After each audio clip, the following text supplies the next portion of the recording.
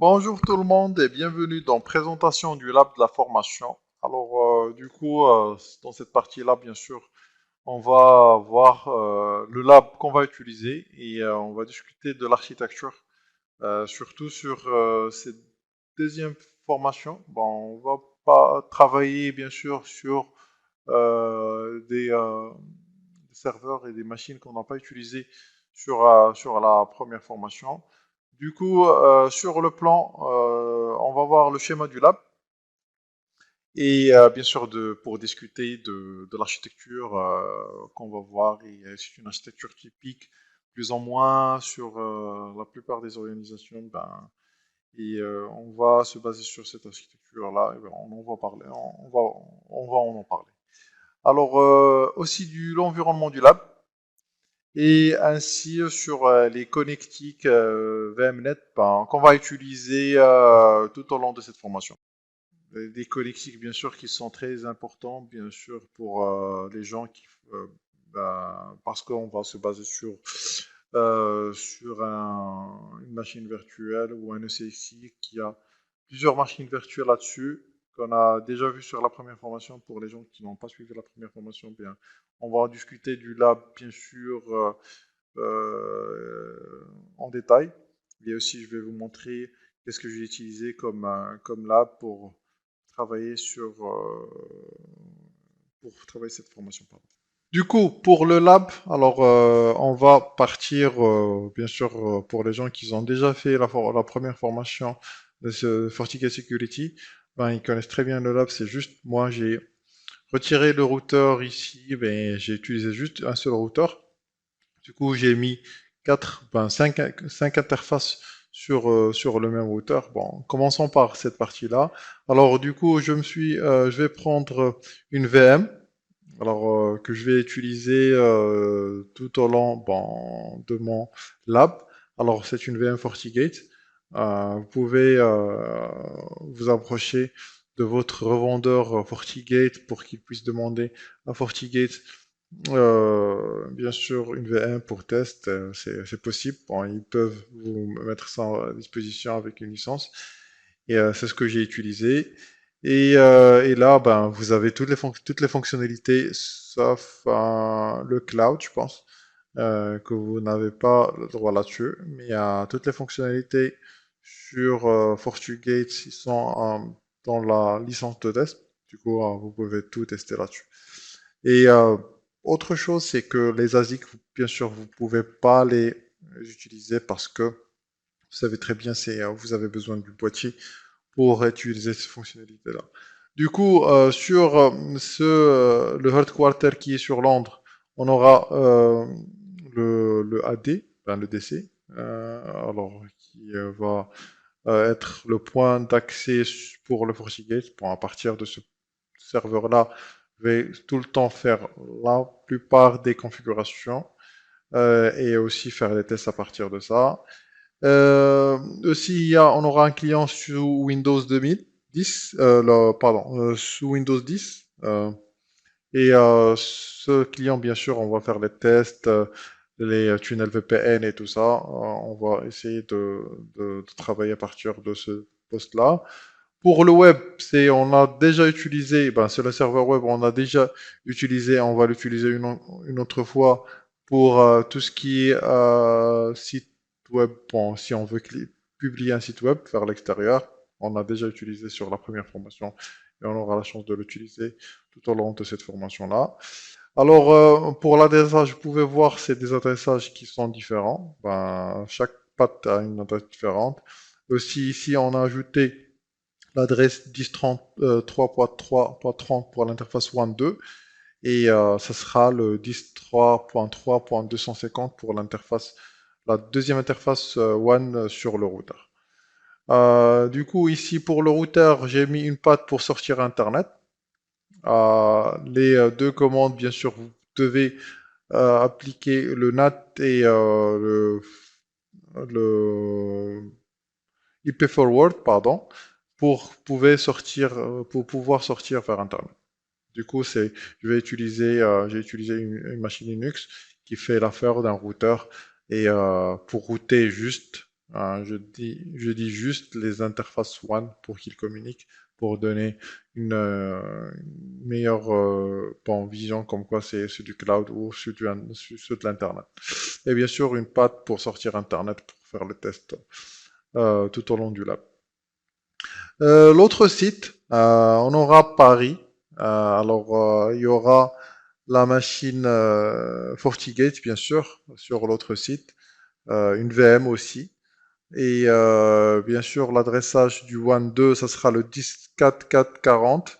Et sur l'interface, sur le routeur ou un routeur serveur Unix, ça sera le 10.4.4.250.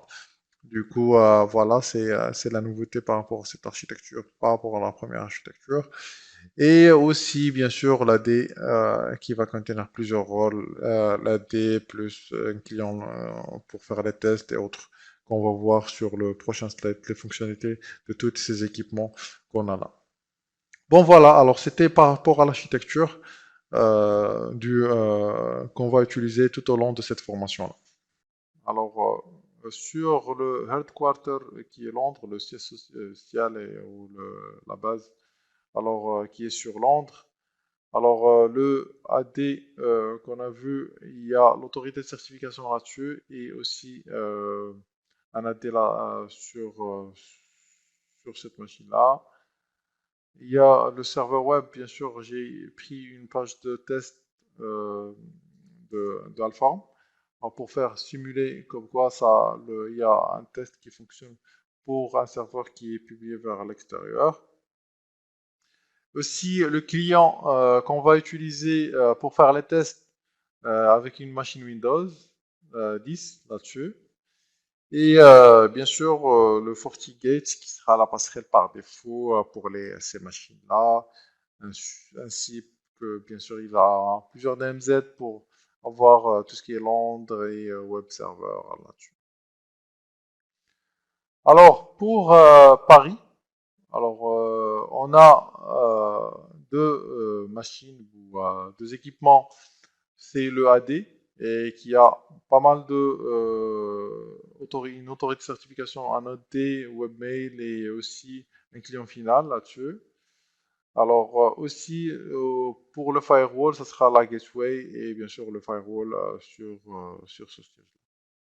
Pour les connectiques, alors vaut mieux nommer les connectiques bien sûr, comme ça vous vous en trompez pas par rapport à ça. Alors nommer tout ce qui est VMnet au niveau de la création bien sûr, parce qu'après ça vous donne pas la main de changer. Du coup, il vaut mieux le nommer au niveau de la création, leur donner des noms. Comme ça donne du sens sur qu'est-ce que vous allez sur les réseaux. Ben, le VMnet, bien sûr, le LAN Londres qu'on a sur l'AD, bien sûr. Le user, c'est le poste de travail et le serveur web qu'on a publié pour publier. Tout ce qui est One Londres, One Paris et One 2, One 2, ben, ils seront sur le 4, 5, 7, 8. Et avec cette adresse 10.1.1, 10.2.2, 10.3.3 et 10.4.4.0, tous. Et aussi sur le siège qui est sur Paris, on aura un autre réseau qui est différent, le 172 20.0.0 et bien sûr pour ne pas avoir de mobilité là-dessus. Alors du coup on va passer sur le lab pour vous montrer qu'est-ce que j'ai utilisé au niveau de qu'est-ce qu'on va utiliser tout au long de cette formation sur le lab, les machines qu'on va utiliser ainsi que le SXI que j'ai pris pour faire cette formation-là.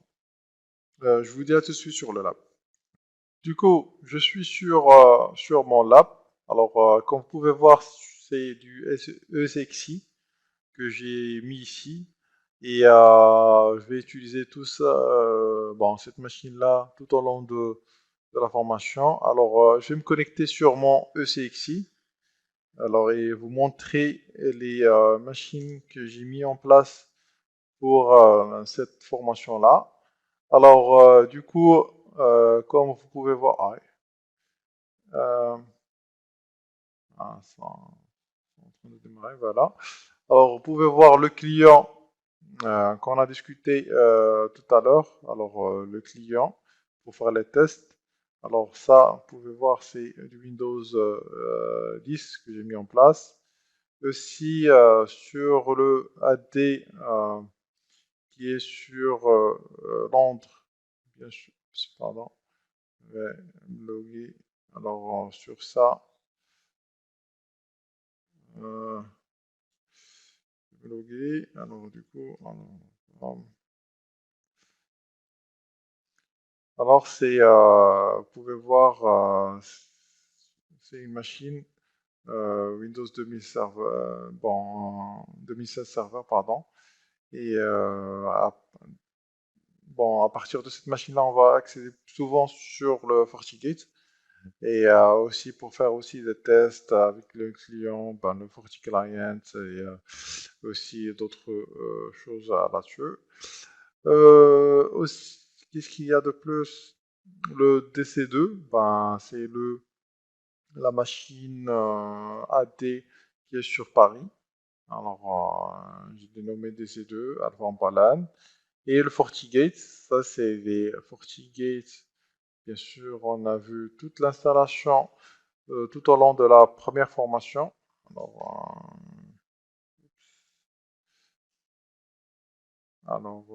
ici, non. Modifier le mot de passe.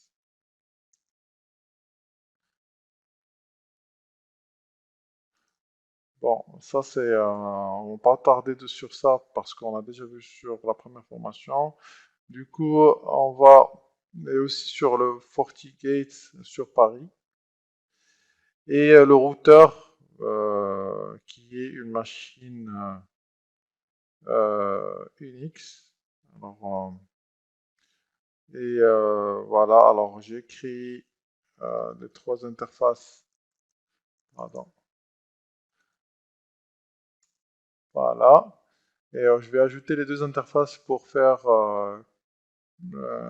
comme le schéma, comme on a vu sur le schéma. Alors du coup, je vais sur le réseau et créer des nouveaux commutateurs.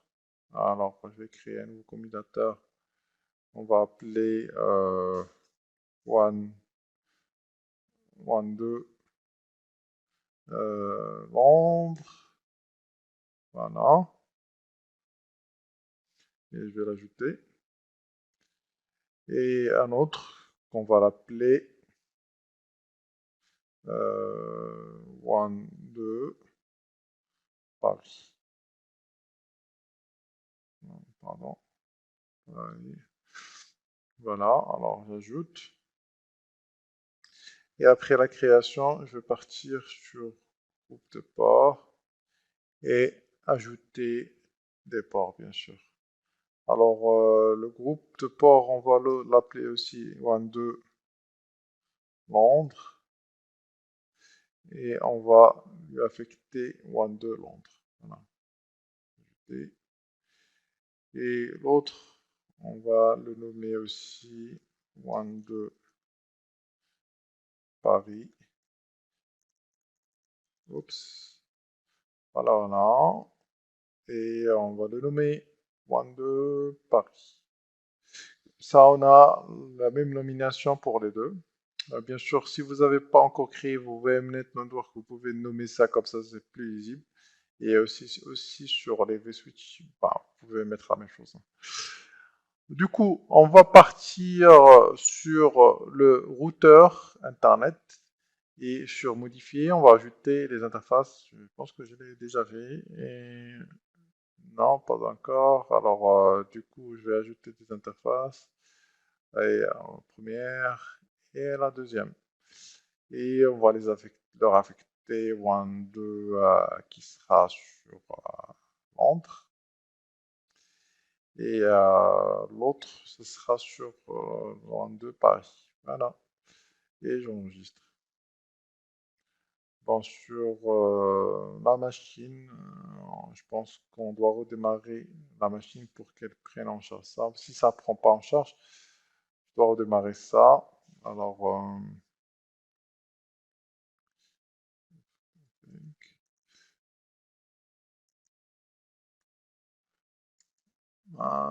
ça n'a pas encore pris. Oups. Et je vais mettre en plein écran, comme ça c'est plus lisible pour tout le monde. Alors, si je pense que c'est pris. Ouais, ça a pris en charge les deux interfaces. Voilà. Alors, 160 et le NS 160 et NS 192. Du coup, je vais configurer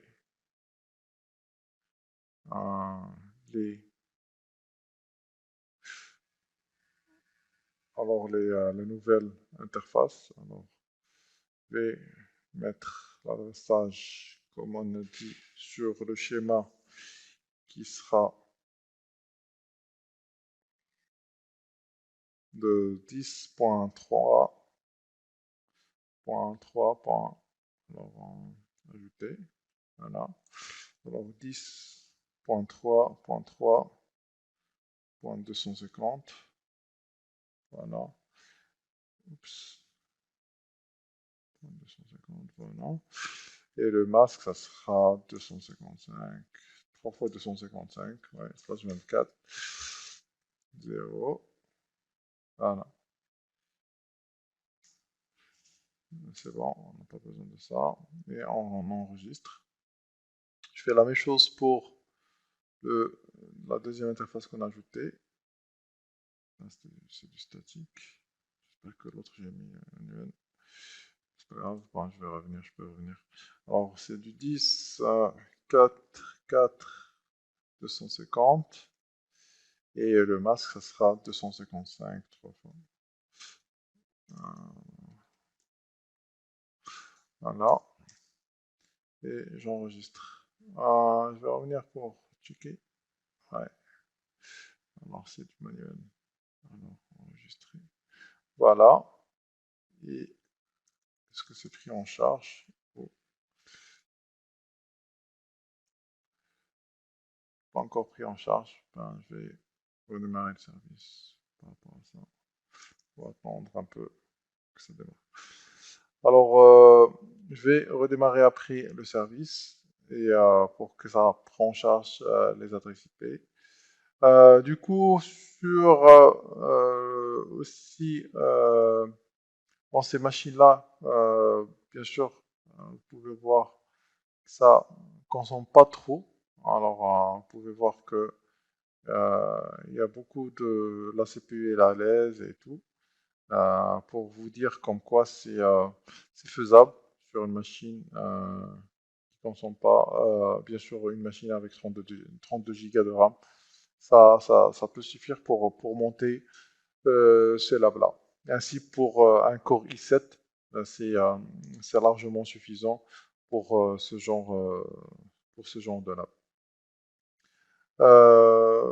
Alors, du coup, on va attaquer directement le premier chapitre. Maintenant, vous avez une idée du lab qu'on va utiliser tout au long de cette formation-là, et ainsi que les machines, et bien sûr comment créer les réseaux et tout ça. Et voilà, alors sinon, sur le routeur, bien sûr, vous devez faire du routage là-dessus, comme on a vu sur la première vidéo, et pour que la communication puisse passer entre les différentes interfaces WAN. Ben, je dis très bien les interfaces WAN parce que après, c'est le rôle du VPN qui va faire le tunnel et pour communiquer entre les LAN. Merci d'avoir suivi cette vidéo-là et je vous dis à la prochaine vidéo.